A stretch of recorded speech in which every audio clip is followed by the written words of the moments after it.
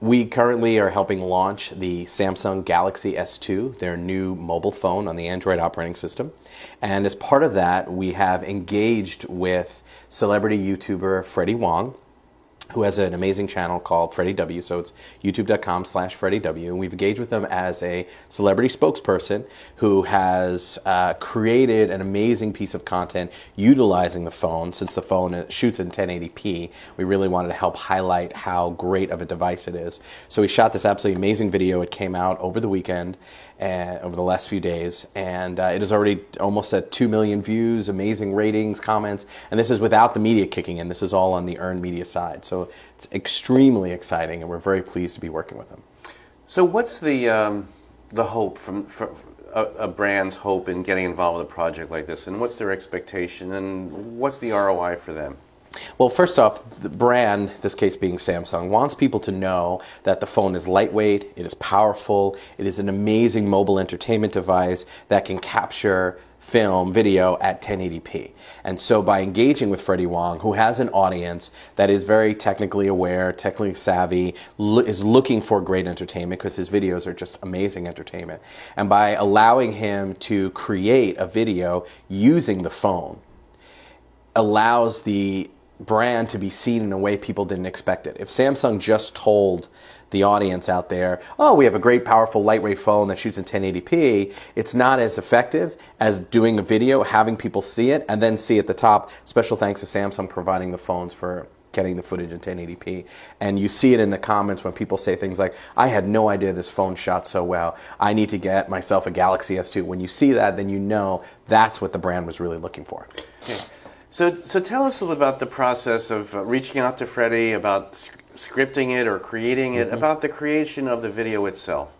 Well, once we determined Freddie Wong was the right person to be working with, who could really bring to light the power of the phone and create a great piece of content, then it really came down to making sure all our visions were aligned and that the content that Freddie was going to create, and he has an amazing array of content that he's already created, so we pretty much knew what we would get by working with him. We knew what that content would be like, and we knew that our audience would definitely like this content. Then it was a matter of honing in on what that creative was going to be specifically for it.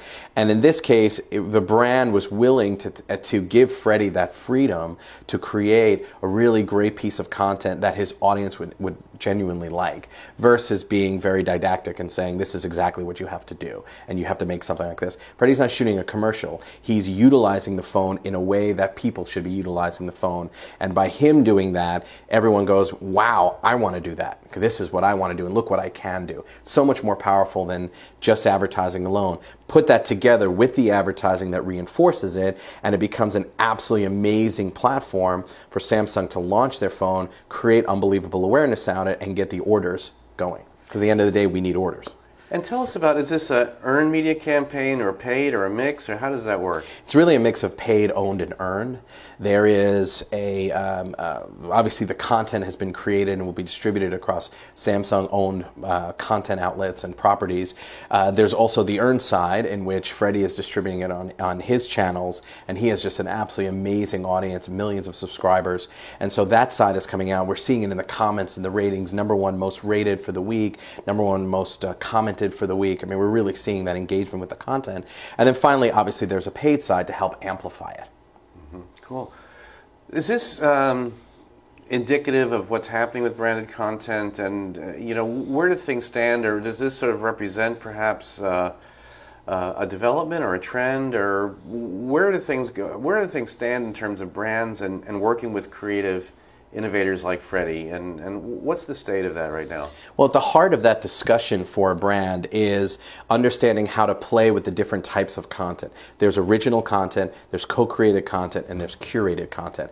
Original content is driven by the brand, and the brand comes up with the idea, through their agency of course, comes up with an idea and says this is what we want to create. Remove the brand out of that equation, and that content really doesn't have much of a purpose. Where does it really fit into things? Co-created is working with somebody who already has a vision, already has an established audience, like a Freddie Wong, and learning how to work with them, not to come in and say, we like your show, but we want to change X, Y, and Z, but saying, we love your vision, we love where you're going, help us integrate our brand into your show so we can be brought to your audience in a really authentic manner.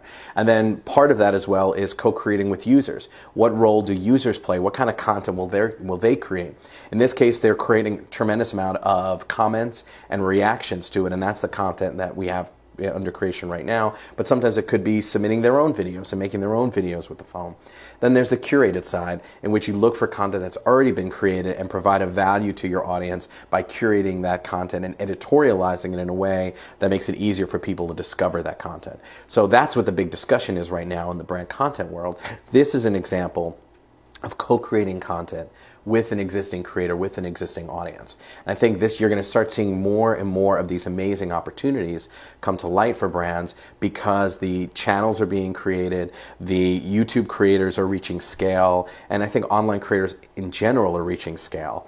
And with the ability to form content networks online, you can then tap into a package of creators that will provide scale for the brand and make it really worthwhile for them to work with.